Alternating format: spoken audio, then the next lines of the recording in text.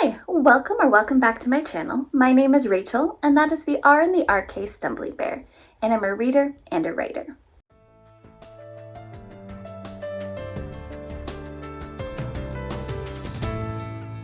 And welcome back for my May Uno TBR, plus my buddy reads, plus my selections for the amazing Readathon TBR. So first, with my Uno TBR, since this is my game, this is something I do every month. The idea of this is I get at least a prompt a week. Sometimes that could be more depending on what cards are selected.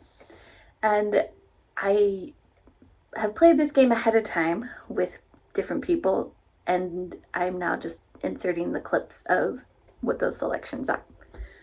And how this works, if you want to play at home, is what is played on me is my prompt, and then what I play is your prompt.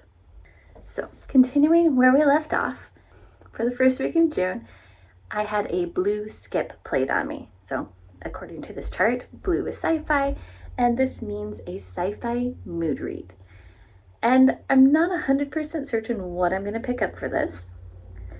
I just recently reread Mark and Reprisal, and Engaging the Enemy is the next one in the series. So this is very much intriguing to me. I also recently watched the movie Jurassic Park with my husband, and I kind of feel like a reread of this as well. So I don't know which direction I'm going to be going on this. We will just see. And then because I got skipped, I couldn't play anything, so it's bye week for you. Then I had a Red 8 played on me, which is a romance subplot. Now, obviously this game that I was playing was with multiple people to get from a blue skip to a Red 8.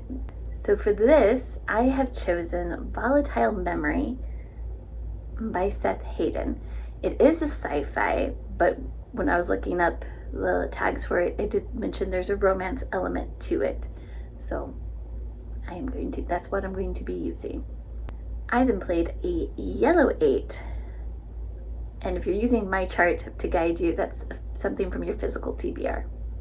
I then had a blue 6 played on me, which for my chart means science fiction AI, and for this I am going to use Ode to the Half Broken by Suzanne Palmer.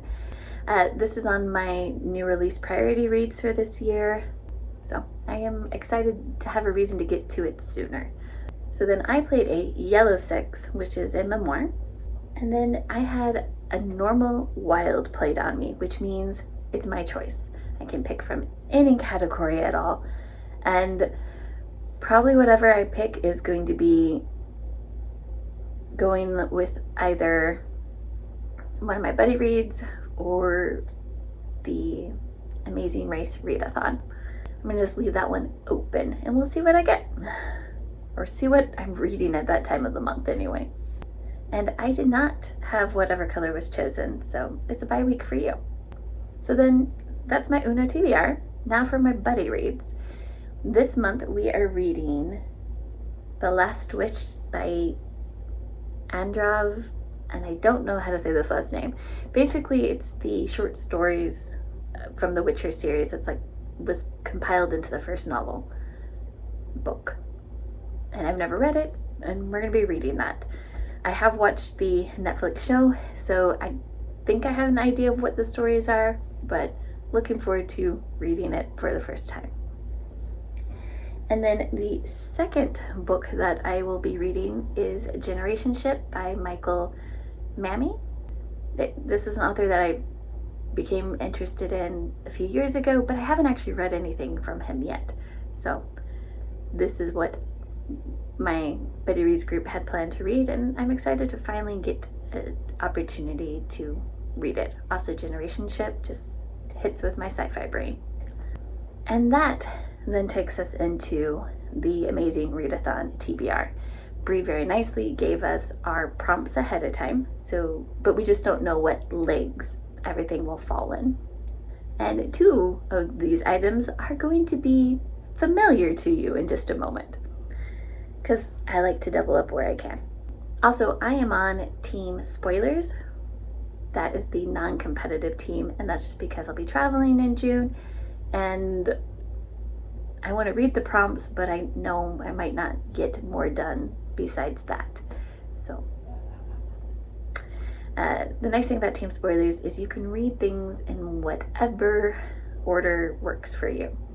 I am planning to at least start off with following the legs, and then we'll just see how things go from there. But jumping into these prompts, the first prompt was more than one POV, and for this I have chosen to read The Everlasting by Alex Harrow. It has been nominated for the Hugos, and it was actually a buddy read group read in January, but I didn't get it in time to read with them. I didn't get it till like March, and then I had other things going on, so I haven't read it yet. I figured now's the perfect time. Now let's just go ahead and knock it out. The second prompt is recommended on BookTube, and a few years ago I did a secret project where I looked at all the people I was subscribed to and what their favorite books were, and then tried to read the first few of those to see, do I agree with the hype? And I've continued to do that to make those lists, and the one that is at the top of everyone's 2025 is Blood Over Brighthaven by M.L. Wong, and it was already on my radar because I think it was published in 2023, and so I started seeing on 2024, and then 2025 it just like blew up.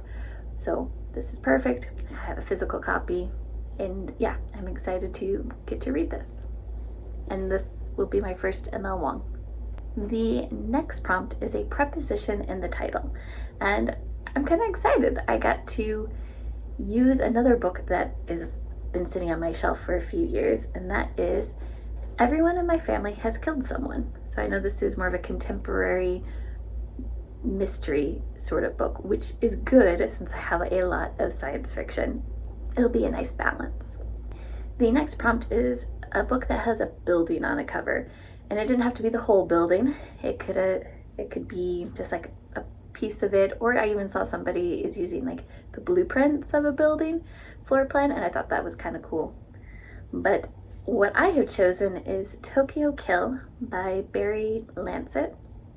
Yep. Which is also one of my picks for the Buzzwordathon, for the action, because you can see that boat speeding away. So I believe that this is a thriller mystery kind of book. I don't know anything about it. It's not actually my book. My husband got it years ago, and it's ended up on my shelf, so I'm going to read it. And after I read it, if I don't want it on my shelf, I'm going to give it back to him or make him give it away. The next prompt is mental health representation, and for this one I am planning to use Ode to the Half-Broken by Suzanne Palmer. So this is the first of the two that I promised you would see again. And I don't actually know if this is going to have mental health representation, except in the synopsis, the final line says, "This is a story about coming to terms with your past, with who you've become and who you still want to be, a tale of resilience and hope, an ode to those struggling to become whole in a world half broken." So to me, that screams mental health. I am planning to do that at this time. For the prompt of isolated setting, I have chosen a historical fiction, Island of Wings by Karen Altenberg. This is about a married couple that goes to St. Kilda, an island, and hence I'm like isolated setting. It's apart from other people. And I was sent this book by Margaret Pinard some years ago. So she sent me 2 books, and I want to go ahead and get this one read. Next is a prompt for You Don't Own, which could be a book that someone has lent you, or a book you got from the library.